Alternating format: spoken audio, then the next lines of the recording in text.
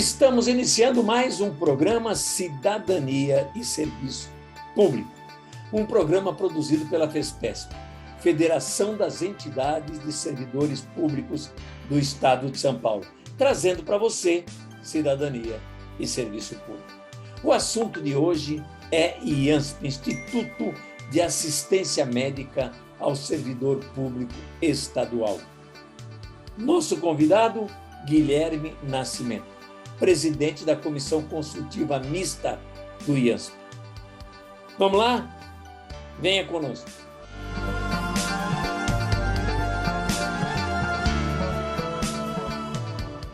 Olá, Guilherme Nascimento. O Guilherme Nascimento é presidente da CCM IANSP, Comissão Consultiva Mista do Instituto de Assistência Médica ao Servidor Público Estadual. E também preside, como professor, inclusive, também preside o CAPESP, Centro Associativo dos Profissionais de Ensino do Estado de São Paulo. Tudo bem, Guilherme? Tudo bom, Gósio. Uma alegria a gente estar aqui participando novamente do Cidadania e Serviço Público, conversando com os nossos colegas, conversando com a nossa base. Guilherme, primeiro assunto, vamos conversar sobre o IANSP. Vamos conversar sobre comissão consultiva mista, sobre a situação do Instituto de Assistência Médica ao Servidor Público Estadual. Como é que está a questão financeira e de atendimento do IANSP? Bom, o IANSP, ele tem como orçamento o valor que aparentemente, inicialmente, assim, para quem não está acostumado, os valores, um valor alto, que é de 1 bilhão e 600 milhões anuais. Esse valor ele é resultado da nossa contribuição, tá?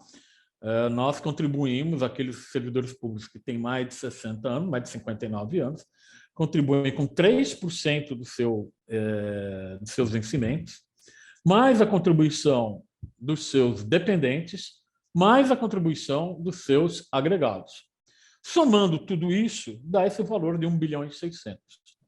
O governo do Estado de São Paulo também contribui, contribui com a impressionante quantia de R$4.000 anuais.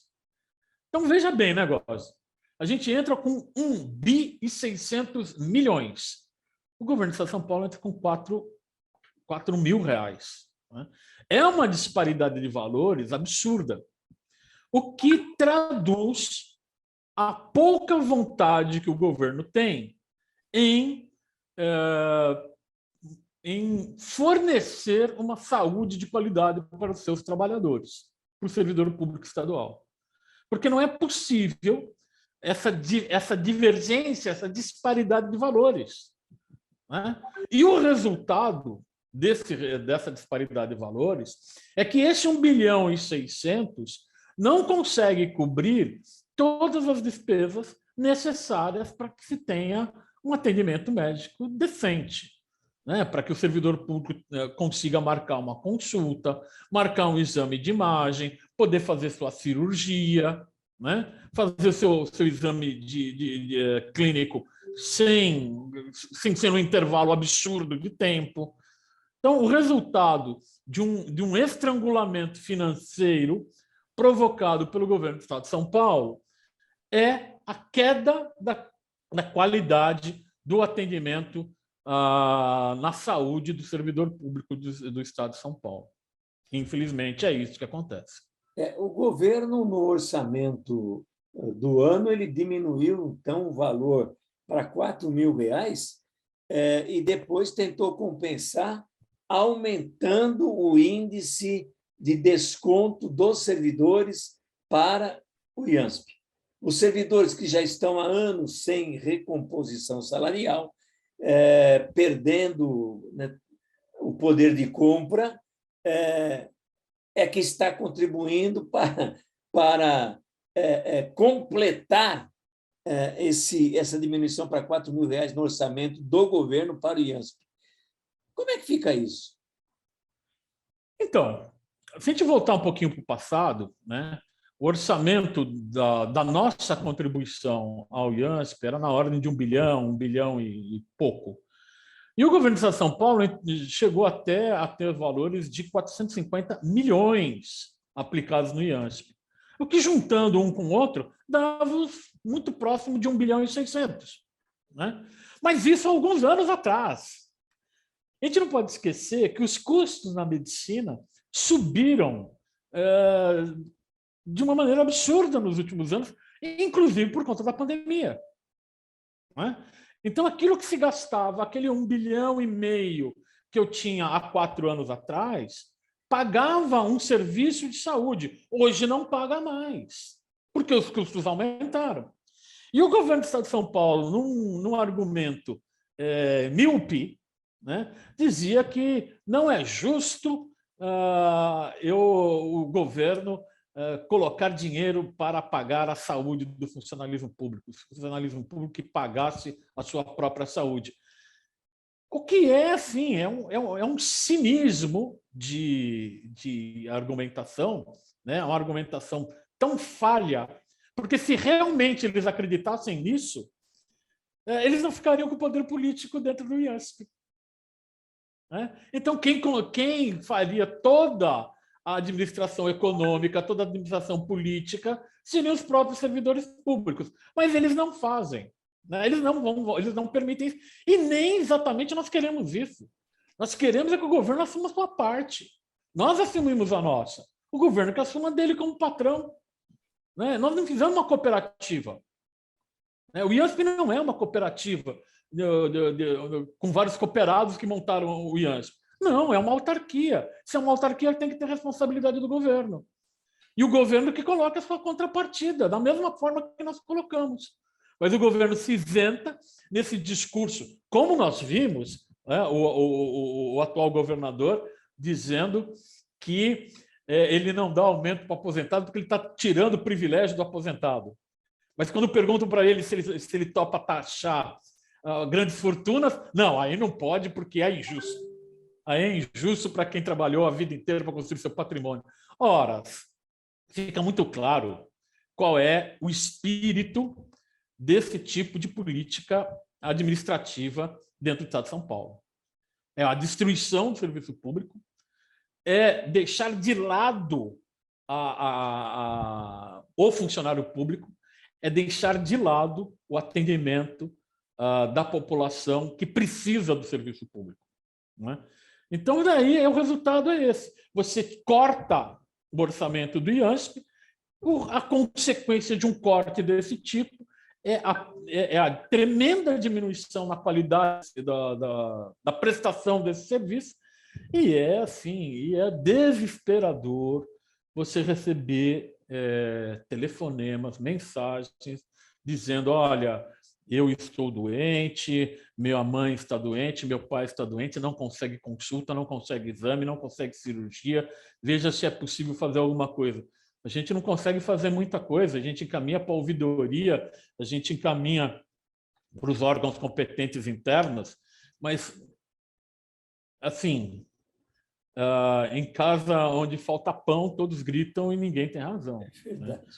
Guilherme, esse afastamento do governo do IANSP, essa diminuição no orçamento para o IANSP, esse abandono do IANSP, apesar da administração do IANSP estar nas mãos do próprio governo, não é uma forma de privatização, um governo privacionista, a gente sabe disso, né? Privatizou tudo que foi possível e com apoio da Assembleia Legislativa. Não está no caminho também da privatização do IANSP? Olha, se nós entendermos que as terceirizações significam privatizações, sim. Sim. O que nós temos em larga escala dentro do IANSP e dentro do Hospital do Servidor Público são as terceirizações. Né? E as terceirizações, elas funcionam com a seguinte lógica. Você tem um serviço público, você não investe nesse serviço público, você vai estrangulando esse serviço público, né? Aquele equipamento público você vai deixando deteriorar, você vai deixando ele ficar cada vez mais complicado, mais problemático, a ponto do usuário falar assim, isso aqui está muito ruim, isso aqui eu pago, isso aqui não funciona, eu pago, isso aqui não funciona. Aí vem o administrador de plantão com a sua fórmula mágica. Qual é a fórmula mágica? Olha, nós vamos terceirizar, porque na terceirização nós vamos gastar menos e vai ser melhor para a população. Como a situação está tão ruim, né, o usuário fala assim, tá bom, então vamos tentar, né? Aí, num primeiro momento, né, o administrador faz lá um contrato, né? Num primeiro momento, você começa a ver, olha, realmente melhorou, está mais bonito, está de tal forma, tem mais placa sinalizadora, está muito bom. Mas quando a coisa aperta, e aí eu quero dar um exemplo, Gozzi, que é o pronto-socorro do Hospital do Servidor Público, né? Que é um pronto-socorro terceirizado. Quando eles começaram, nós ouvimos muitos elogios. Não, está funcionando, está bom, acabaram aquelas filas enormes. Porque estava numa época de pouco atendimento. Quando explodiu a questão do Covid, né, e as pessoas começaram a procurar o PS do servidor, aí você vê que aquele negócio não funciona. Não funciona por quê? Porque o contrato é para um número X de pessoas.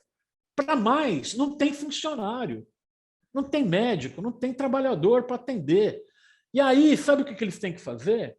Eles têm que chamar os funcionários da casa que estão em outros setores para vir fazer socorro no pronto-socorro, para fazer a emergência da emergência. Não vai funcionar o negócio. Não vai funcionar. Então, se você está pagando, você paga um terceirizado, aí você pega o teu trabalhador que você está pagando para fazer um outro serviço, você tira daquele serviço e põe para ele fazer o serviço terceirizado. Está pagando duas vezes, caramba. Qual é a lógica administrativa disso? E o usuário vai ficar satisfeito? Não, porque falta muito mais gente para trabalhar do que esses catando o pessoal na laço na última hora. Então, a terceirização, né, ela não funciona. Em alguns casos, pode até suprir uma necessidade, como é o caso dos convênios pelo interior, que não deixa de ser uma terceirização, né? Então, num primeiro momento, quando você faz uma rede de convênios, você está fazendo uma rede de terceirizadas. Se você tiver controle sobre essa rede, ótimo, ela funciona. Se você se deixar ficar refém dessa rede, você está perdido. Que é o que nós temos. O IASP, de uma certa forma, é refém. Por quê? Porque ele fornece uma tabela, né? E uma tabela baseada naquele orçamento que a gente falou, né? E a terceirizada, quando olha, ele está trabalhando lá 1 ano, 2 anos, 3 anos, 4 anos, e a tabela não é reajustada. O que o terceirizado fala? Olha, é o seguinte, ou a gente faz um novo contrato ou eu vou cair fora. E aí, normalmente, o que vai acontecer? A terceirizada vai embora. E a gente fica na mão. Porque a gente está refém desses caras. É uma lógica, né? Porque, veja bem, a administração direta não busca lucro. Quando você passa para uma empresa, claro que a empresa vai querer lucro, ela não vai trabalhar sem ter o seu lucro. Então, tudo vai ter um preço maior, né? E uma coisa que assim, que a gente sabe, que a gente conhece historicamente, é que no interior a gente tinha o CEAMA, que é o Centro de Atendimento de Especialidades. Tá? Eu vou dar um exemplo aqui da minha região, Baixada Santista. A gente tinha o CEAMA com mais de 10 especialidades. Tá? Hoje nós temos 4 ou 5, algo desse jeito. Isso contando nutrição e psicólogo, né? Que são áreas assim afins, né? Mas nós tínhamos aqui diversas especialidades. Então, muitas vezes, você não precisava de um convênio com clínica, porque você tinha o CEAMA. O que a gente precisava aqui na Baixada era o hospital, que nós não tínhamos. Né? Mas o que eles fizeram? O que o governo do Estado de São Paulo foi fazendo ao longo do tempo? Foi esvaziando os CEAMAs, né, com uma política com a falta de uma política salarial para os médicos, para os enfermeiros que trabalhavam dentro do CEAMA, e à medida em que esses trabalhadores iam se aposentando, se afastando, não montava-se novos concursos. E aí você vai falar, não, olha, eu não tenho mais cardiologista, então o que eu vou fazer? Ah, então eu vou contratar um médico terceirizado. Então a lógica passou a ser essa, né? E com isso a gente perdeu muito ao longo do tempo, né? O que a CCM defende, né? Isso já foi tema de discussão interna, é que a gente deveria ter um sistema híbrido, uma parte nosso, outra parte conveniado, né? Mas para isso precisa de dinheiro, para isso precisa que o governo enxergue a saúde do funcionalismo público como um investimento e não como uma despesa. Enxergue a saúde do servidor público como parte da sua obrigação como patrão e não como despesa, né? E não como algo a ser descartado. Então é isso que a gente precisa. Aí entra a contradição com o servidor, né?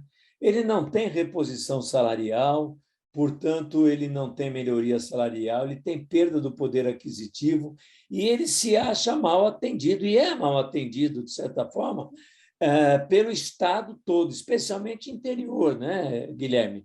Aí ele pensa logo o seguinte: bom, eu vou sair do IANSP, porque eu não preciso repassar um percentual do meu salário para o IANSP e eu não estou mesmo sendo bem atendido, o que é uma contradição, porque, afinal de contas, o hospital é dele, né? É do servidor. Aliás, nós estamos na campanha, né? O IANSP é nosso.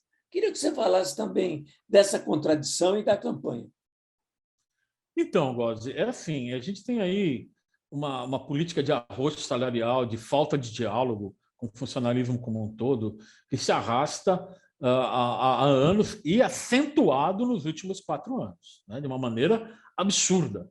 Só para você ter uma ideia, Gozzi, eu tenho vários anos de militância dentro da CCM-ANSP, né?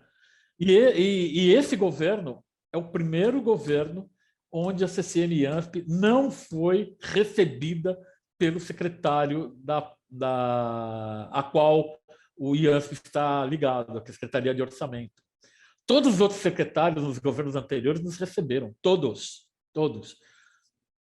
Para ter um diálogo positivo, para ter um diálogo mais difícil, não importa, mas todos receberam. Esse governo, o governo Dória, né, não recebeu em nenhum momento, sequer deu resposta aos nossos ofícios, né? Então, essa é uma marca, a marca da falta do diálogo, a marca do arroxo salarial, um arroxo salarial que resulta diretamente no impacto econômico no IANSP. Porque se o funcionário público tem um reajuste, por exemplo, de 10%, né, então ele vai ganhar mais, a contribuição dele ao IANSP passa a ser maior. Mas quando você tem um arroxo de 6 anos, 7 anos, 8 anos, não tem como você manter isso, né? Por conta dessas condições e por conta também do confisco ao aposentado, né? Não pode esquecer o confisco, resultado da reforma administrativa do governo Dória, né? Alguns aposentados, no desespero da diminuição do seu salário líquido, pensam em sair do IANSP, né? O que eu acho assim, um tiro no pé, né?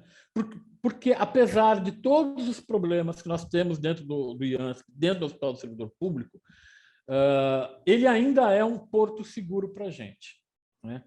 Eu costumo comparar com aquela trágica notícia que nós tivemos no ano passado em relação àquela empresa de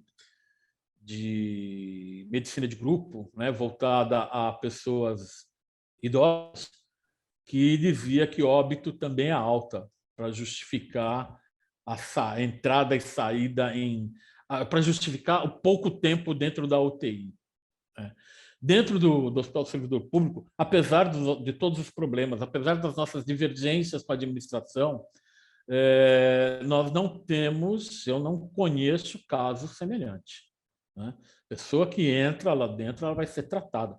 Difícil entrar, concordo com isso. É difícil entrar, é difícil ter acesso, mas uma vez começando a receber o tratamento, ele será atendido com todo o equipamento e qualidade possível que existe dentro do Hospital do Servidor Público.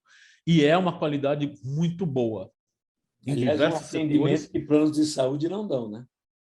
Sim, não dão, não dão.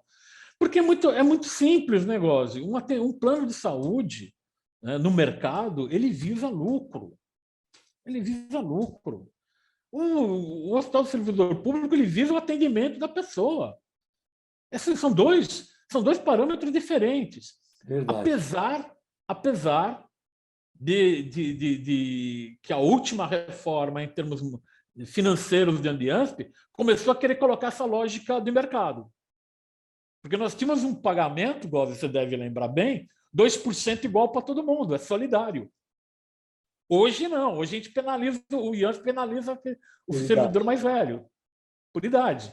Se tem 59 anos, vai para 3%. Guilherme, você preside a Comissão Consultiva Mista, que é a união de todas as entidades do Estado inteiro em defesa do IANSP. Queria que você explicasse o que é a CCM, como ela funciona. Tá. Bom, a CCM é um grande coletivo de associações e sindicatos. Tá? Basicamente é isso. Né? Nós somos um coletivo de associações e sindicatos que representam os usuários do IANSP. Então, todas aquelas questões relativas a atendimento, né, passam pela CCM. Nós que encaminhamos as demandas. Né? A CCM ela tem uma constituição, ela tem uma forma de trabalho. Ela tem uma coordenação, as comissões regionais e as comissões municipais. Tá? A coordenação ela tem duas partes. Ela tem uma mesa diretora e tem as coordenações em si. A mesa diretora é formada por 3 pessoas, uma presidência e 2 vices. Eu estou na presidência, né?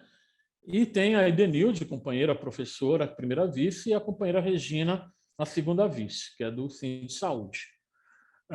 Temos 4 coordenações, uma para cada região do estado. Coordenação da capital, coordenação da Grande São Paulo, coordenação do litoral e coordenação do interior.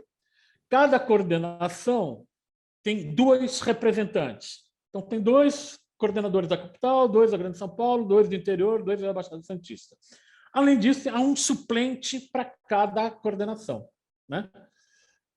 Essa é a coordenação da CCM-ANSP. Né? Depois tem as comissões regionais. As comissões regionais elas são distribuídas pelo Estado de São Paulo de acordo com os polos regionais de saúde, que, se não me engano, são 16. Então, por exemplo, eu tenho a região de Campinas, então ali é uma comissão regional. Tenho a região de Ribeirão Preto, é outra comissão regional, Presidente Prudente, Bauru, Baixada Santista, Taubaté, São José dos Campos, enfim, Sorocaba, estão distribuídos pelo estado inteiro. Quem participa das comissões regionais? Os representantes de entidades. Tá? Então, um representante de uma associação, um representante de um sindicato, esses representantes se reúnem e discutem os problemas da sua região. Tá? Ligados à comissão regional, tem as comissões municipais. Então, quem faz parte da comissão municipal?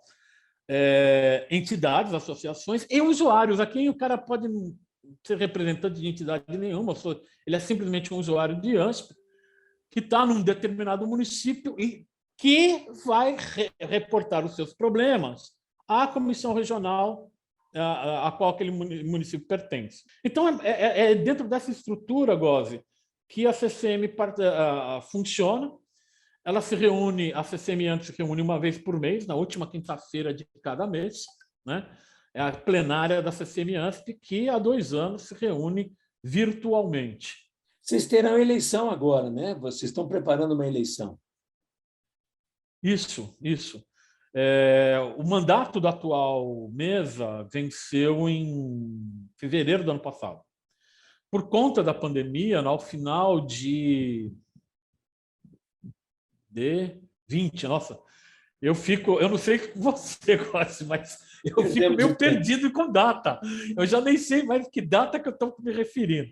Mas foi no final de 19 que nós decidimos que não tinha condições de fazer eleição presencial em fevereiro de 20, adiamos para fevereiro de 21. Quando chegou agora no final, para fevereiro de 22, quando chegou no final de 21, nós percebemos que, novamente, os casos estavam aumentando. E aí, na última reunião, em janeiro, agora, foi uma decisão consensual, por unanimidade, nós adiamos a nossa eleição para maio de 2022, né? Então, daqui a 3 meses. A gente espera que a gente possa fazer essa eleição presencial, é bem mais fácil para a gente. Mas se não tiver condições por conta da pandemia, nós vamos fazer virtual. E aí nós estamos estudando a melhor maneira de fazer essa eleição virtual com o universo dos participantes da CCM-IANSP. Perfeito. Por isso, a campanha do IANSP é nossa. Nós estamos já no final do programa, 30 segundos para você fazer a campanha do Esteja no IANSP, porque o IANSP é nosso. Bom, eu vou dizer o seguinte, algumas pessoas ficam desgostosas, né, do atendimento, da falta de atendimento do IANSP. Eu acho que a gente tem que insistir, essas pessoas que hoje estão no comando do IANSP, elas não ficarão lá para sempre, elas sairão. E eu aposto que elas sairão em outubro, né? Porque não é possível que o Estado de São Paulo continue com uma política de tantos ataques ao serviço público, tantos ataques aos direitos da população, como foram acentuados nos últimos 4 anos. Então, eu conclamo os colegas, aqueles que estão nos ouvindo, a defender o IANSP, a defender o serviço público, a defender o direito da população.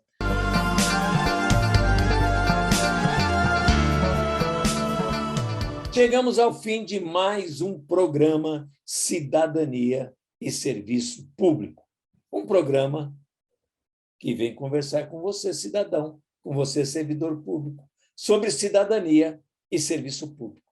E é produzido pela FESPESP, Federação das Entidades de Servidores Públicos do Estado de São Paulo. Até o nosso próximo programa.